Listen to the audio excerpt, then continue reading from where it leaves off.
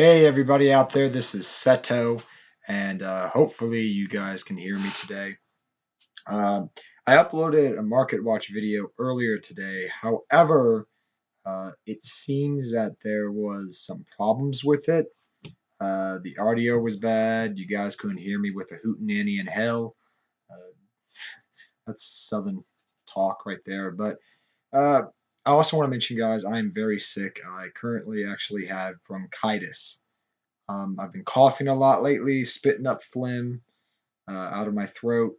So, not really good. But I'm here to do a market watch today with you guys. We'll be talking about Battles of Legend, which is getting released this week.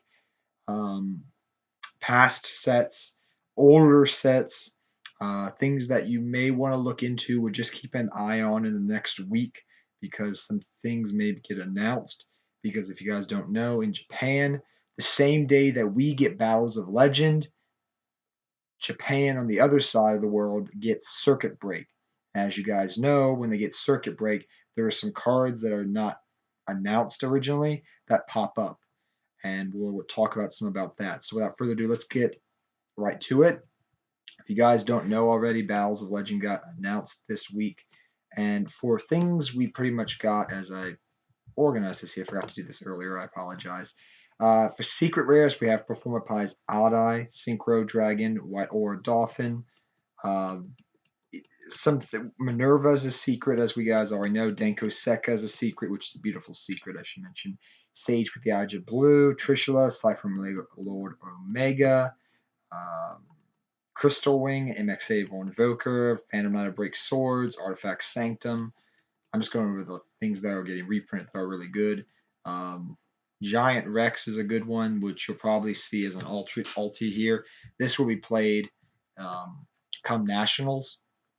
Another thing I should mention for you guys is I know a lot of friends of mine, and I've been hearing a lot of talk in the Yu-Gi-Oh community about people instead of playing Pure Zoo or True Draco Zoo or whatever combination of that, they are planning to actually play Minerva Sworn or Minerva Sworn Zoo because Minerva at the moment that we know this, we're making this video, the cards that are getting printed in Battle of Legend, there's no real short prints out of them.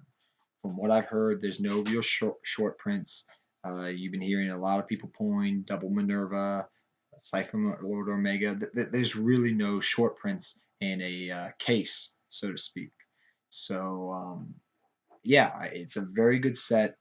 I would invest in it, but let's go into prices. Now, I am not getting paid by these people. I am just showing you. John talked about this earlier on his channel, but I've always used it as a good indicator for what cards prices will be upon release. I've done that for quite some time, ever since I found out about this site about a year and a half ago. But I use it as a good price indicator for what the initial price would be after the sneak peek. So, okay, it's 40 at sneak peek, but after that, it's probably going to be around 30, 25, after sneak peek. So you get a general gist of it. So I'm not being paid, nothing of that nature. I'm just using it as a barometer for prices. And I have to say, the prices are dirt cheap, man. Minerva's pre-order, $13 on Minerva. What? Minerva is such a good card, man. Crystal Wing, Synchro Dragon, $7 almost. Cyframe Lord Omega, $7. Sage with Eyes of Blue, $7. I'm picking up a placement of that, man. I mean, Trishula, $4, 437. Oh my gosh. Sanctum's $2. Spellbooks, oh my. Big Eye, you can build probably right now, if you spend probably $20, you probably can build about, I would say, $30. You can build Dragon Rulers for $30 right now. Because the only thing you have to pay for pretty much is Maybe some of the old synchros are worth some money that people used to use in Dragon Rulers. But yeah, probably 30, $40 you can build Dragon Rulers for fun if you want to go nostalgic over the summer. But if Minervas are going for 13 a pop, I mean, pre-order, on eBay it's kind of the same thing. They're going for 8, 10, $15, here and there. Can you imagine what they're going to be once the set gets released? Within a week. A week from now, can you imagine what the prices are going to be next Monday, next Tuesday? They're going to be dirt cheap. Oh my gosh, Minerva. What has happened to you? The priciest price card, dirt cheap. A good one. So I'd pick up 2 or 3 of them. I mean, guys, I would buy the set and I would sit on it for 2 or 3 years. If you want to buy a box, just a box or two to just sit on for 2 or 3 years. Because I bet the prices in 2 or 3 years, when things like Minerva are out of print, they will skyrocket to $30, $40 if they're used in a meta deck. The reason for that is prize cards usually, once they get their one reprint, they usually don't get reprinted again. Maybe way down the road, but like you're talking like 4 or 5 years. I mean, Konami back in the day had a thing where they reprinted a lot of the prize cards, here and there. Um, well, I was mainly showing jumps, but like prize cards, they only usually print those one other time after they have initial reprint, or sometimes like the Dark Lord stuff, they've printed them twice, but it's years later, like 5, 6 years later, because of a certain situation. So literally, like I would pick up on this stuff. Like I was saying earlier, people may be playing Minerva Swarm because Minerva's so cheap at the Nationals this year. So I wouldn't be surprised if Minerva got in the top 32 if it snuck in there, or Minerva Zoo. You're definitely probably going to see that. Will Minerva get hit because of that reason? I don't know. But even with Grass being hit to 1, don't be surprised to see Minerva decks at Nationals this year. And you should maybe prepare your side deck accordingly to what I'm just telling you, because I'm hearing a lot of chatter about it since people know how cheap Minerva is. Uh, excuse me, that's me being sick here. But I also wanted to go over just some basic things because, like, see, if you want to build these deck cores, but you didn't want to build them as a fun deck or just a good tier 2 deck, because they were a little bit too expensive out of your price range because of that one card. You know what I mean? Here's some things to look at. Abyss Megalo. Um, I'm rebuilding Mermails right now. I always told my friend I sold my Mermail Abyssteeds like a long time ago, like when they were my ultra rares a long time ago for like $30 a pop. I think it was like 25 years and years ago. But I always told my friend if they get the reprint, I'll rebuild the deck because I still have I just need to get my Megalos. Megalos been reprinted to death. So, yep, I'm building my Mermals again. I used to play them competitively back in the day. I'm kind of excited to play them again. They were such a powerful, fun deck. But back on topic, as you can see, like things like Pike, which is a rare, your Mermail Abyssland, everything's pretty cheap. The main expensive stuff is going to be your 3 Megalo. Your secrets are going to be $12. Your rare reprints range from $7 to $8. The battle pack ones. The other thing is what's the elemental lord that we use sometimes? We're having a brain fart. The water one. He's about $7 to $8. I had to pick one up from a friend. I paid $8 because they were going for like $8 online. So I got $7. I think I brought it from him this past weekend. So yeah, they're pretty cheap. And I'm sorry my voice went low there for a second. Just it's being sick is really hard to talk, which is the reason I haven't made videos this week. High Priestess of Prophecy. Um, these things are going for pretty cheap. And it's a thing to keep in mind about the prophecy cards because spellbooks are getting reprinted and there's new spellbook support coming out in Circuit Break in like November. So spellbook stuff in general will go up. People love their spellbooks, and when they buy this stuff, they hold on to it just like their Mermail stuff. Like they always like making them the most expensive builds, like the most expensive cards. They like hollowing it out with all the different expensive cards. So yeah, people like buying them, so they usually hold on, which is the reason they've always maintained value to some extent. And Priestesses has always been a waifu card as well, so it will always have some value as well. Saying that, but the secrets are going for about 13. Same thing on eBay, they're going for about 14, 15 I saw. And Priestess of Prophecy, you got it around $6 for the Battle Pack 2 Ultra Rares, which is it looks just as beautiful as the Secret, though the Secret looks good. Your other spellbook stuff, pretty cheap. The Grand Spellbook Tower, the Secret Rares, $4 for lightly played. It's probably $5 or $6 for near mint, probably 7 maybe. But I remember when those were like $25, $35. As I go through here, I remember when these super Astral Pack Wisdoms were like $8 a pop. I don't know why it's showing me magic cards, but okay, you can. Okay, I must have whatever. But then you also have, I should mention, the Grand Spellbook Tower here, which is the cheap ones, the gold reprints. They're like $1. But I don't know why it's showing me those guys. Now let's go to Duelist Alliance, not Duelist Alliance, Maximum Crisis, which I don't know why. I should have hit higher first. But why are you taking me to Merlin? Okay. I don't know why it took me to Merlin, because I'm going to talk about that later, not now. But whatever. I'm talking about Merlin later, but whatever. But yeah, as you see here, Diagonic Diagrams are going for $45. Ash Blossoms are going for $40 less. When I was on here this morning, when I was originally doing this, there was 3 of them for $40. There was 3 Diagonic Diagrams for $40. So somebody's brought those $40 out. So what I'm saying is they were going for 40 earlier. You can buy them from 40 if you know someone, but they're also going for 45. Understand what I'm saying?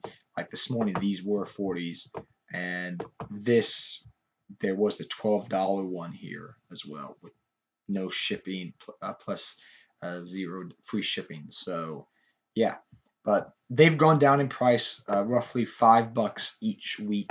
This went down $5. This was 40 this morning. They had gone down $5. They're $45 on eBay.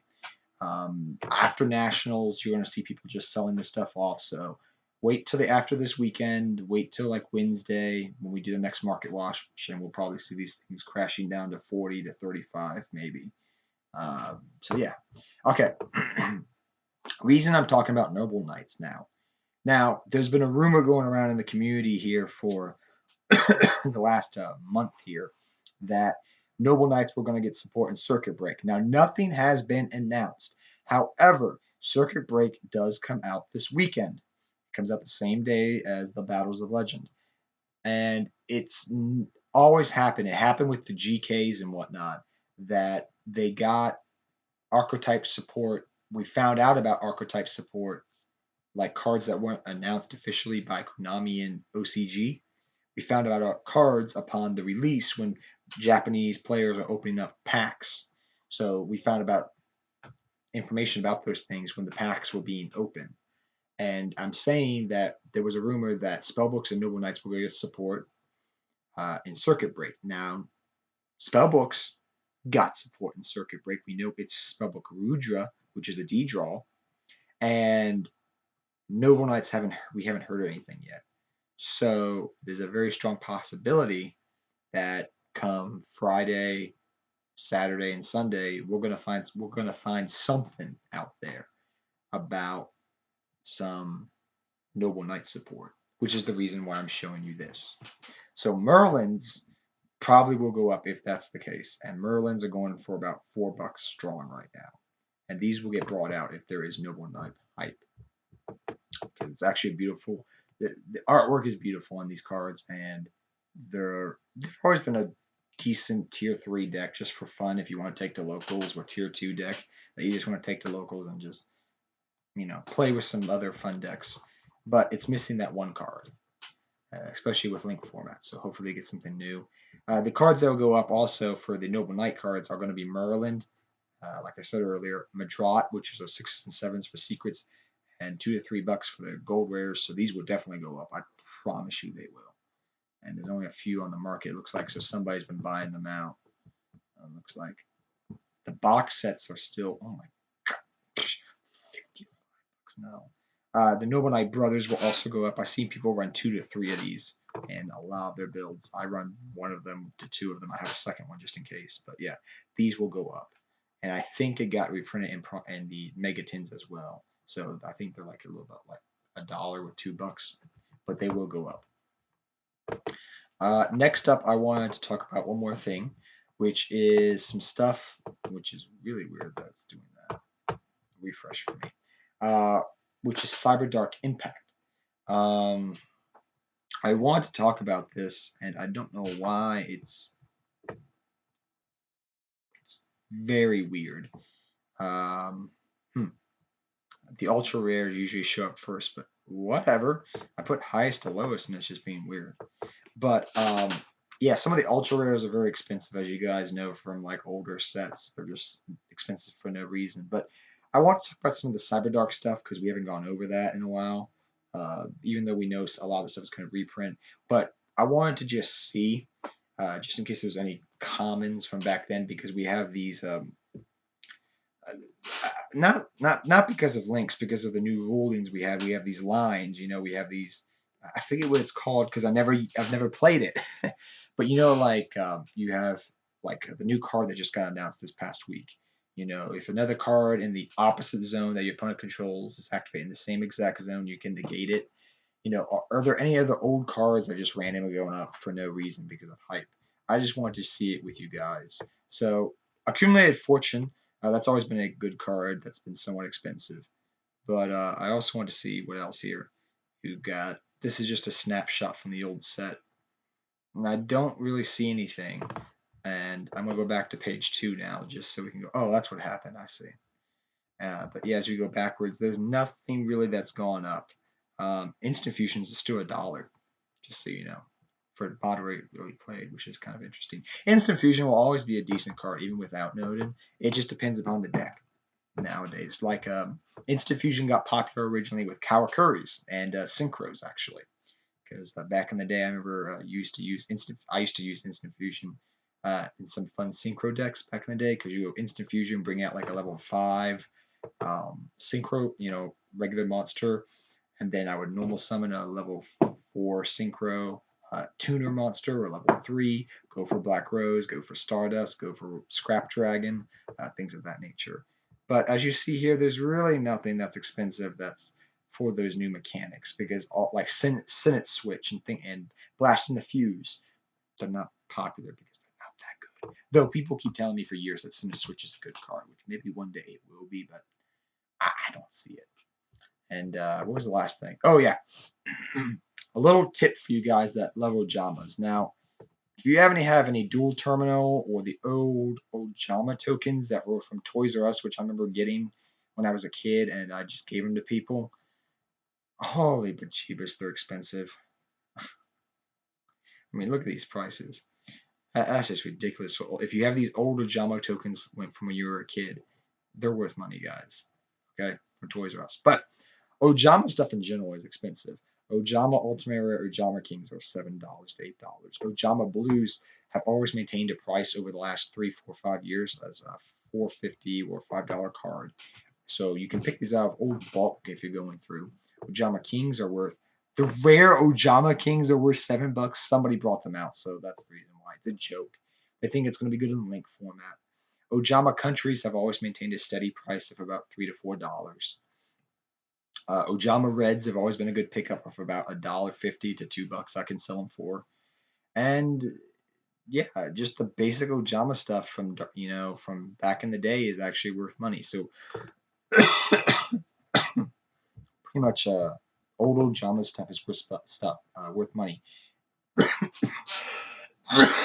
Especially, excuse me for coughing, especially Ojama Country, Ojama Blue, and Ojama Red. Those are worth the most money because they only got one reprint really.